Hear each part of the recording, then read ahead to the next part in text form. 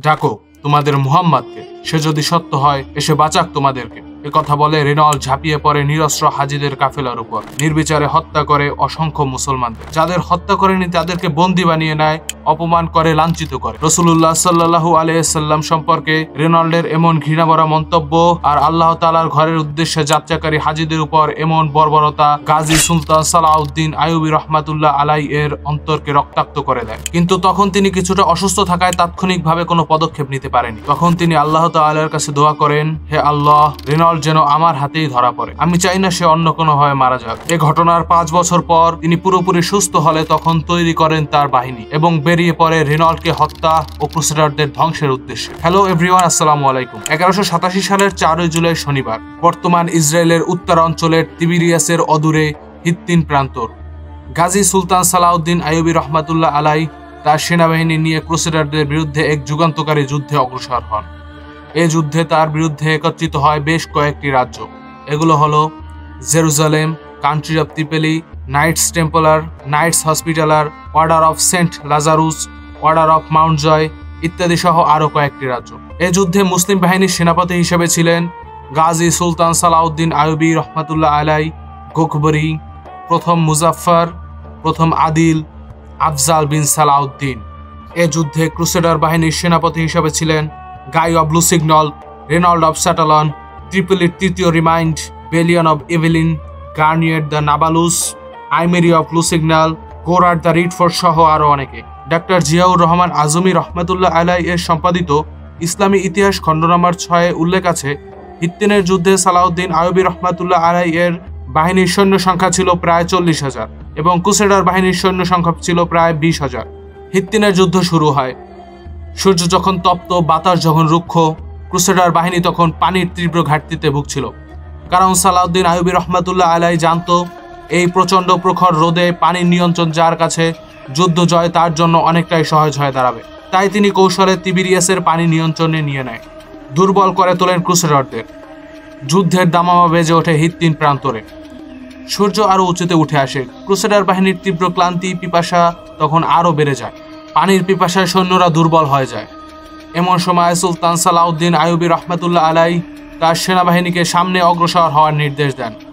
তিনি ক্রুসেডারদের মাঝে ভয় আর বিভ্রান্তি সৃষ্টি করে তাদের বিভিন্ন দিক থেকে ঘিরে ফেলে।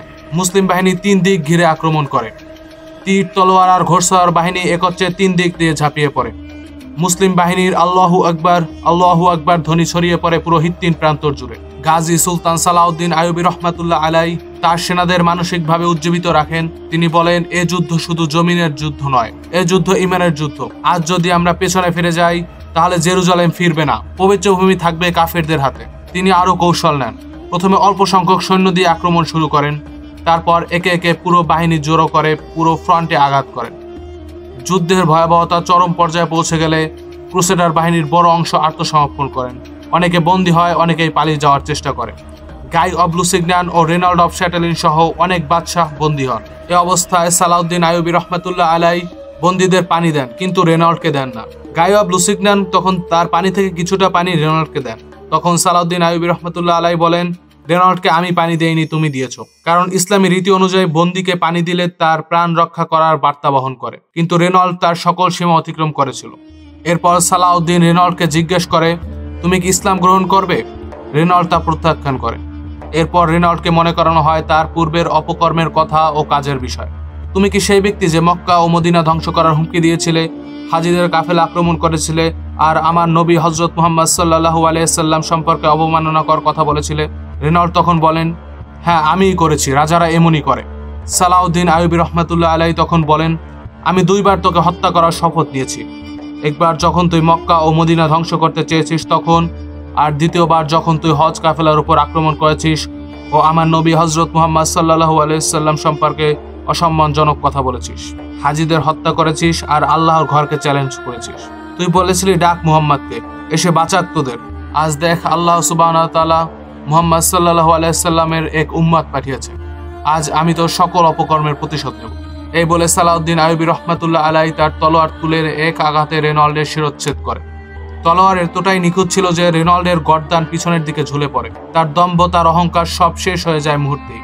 রেনল্ডের শাস্তি শেষে গাজী সুলতান সালাউদ্দিন আইয়ুবী রহমাতুল্লাহ আলাইহি তার সেনাদেরকে নির্দেশ দেয়, যারা অস্ত্র ফেলে দিয়েছে তাদেরকে হত্যা করা হবে না, তবে টেম্পলার ও হসপিটালার যারা মুসলমানদের উপর নির্মম অত্যাচার চালিয়েছে তাদেরকে বিচারের মুখোমুখি করা হবে।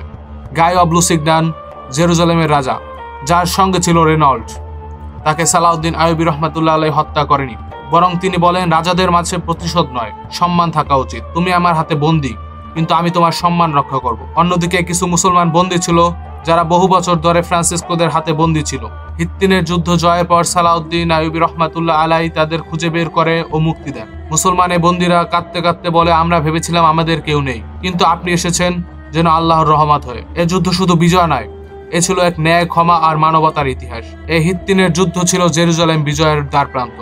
এ যুদ্ধের মাত্র 3 মাস পরেই বিজয় হয় জেরুজালেমের মসজিদ আল আকসা।